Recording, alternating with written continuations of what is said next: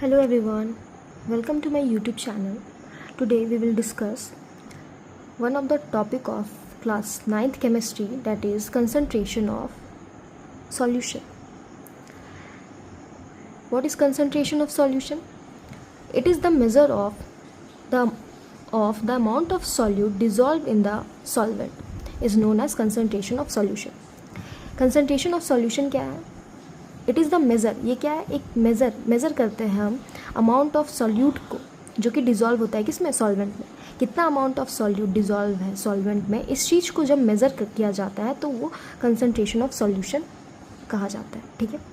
Concentration can be expressed in, concentration को किस तरह से एक्सप्रेस्ड कर सकते हैं हम, ठीक है, या फिर उसको कैसे उसको सॉल्व कर सकते हैं, निकाल सकते हैं किसी सॉल्यूशन का कंसंट्रेशन को. उसका दो तरीका होता है, मास बाय मास परसेंटेज से या फिर मास बाय वॉल्यूम परसेंटेज से. ठीक है. इस क्लास में हम मास बाय मास परसेंटेज के बारे में ही दिया हुआ है, तो उसी को हम लोग डिस्कस करते हैं. मास बाय मास परसेंटेज क्या होता है? This measures how many grams of solute are present in 100 gram of the solution. Mass by mass में क्या देखा जाता है कि कितने ग्राम ऑफ सॉल्यूट जो है वो प्रेजेंट है 100 ग्राम ऑफ सॉल्यूशन में.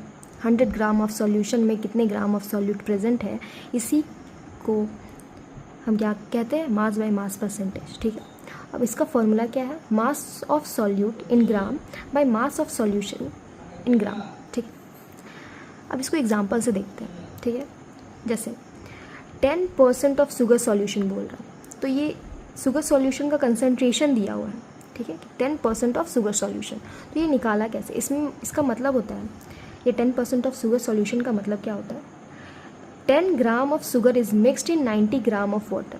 मतलब कि 10 ग्राम ऑफ जो शुगर है वो 90 ग्राम ऑफ वाटर में डिज़ोल्व है. ठीक है. इसका मतलब ये होता है. अब इसको निकाले कैसे? इसको निकालते हैं हम लोग. ठीक है. यहाँ पे 10 ग्राम ऑफ सॉल्यूट दिया हुआ, मतलब शुगर, और 90 ग्राम ऑफ वाटर. ठीक है.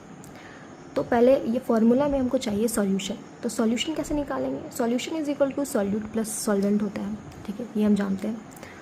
तो 10 gram of sugar plus 90 gram of water is equal to 100 gram of solution आ गया हमारा. ठीक है.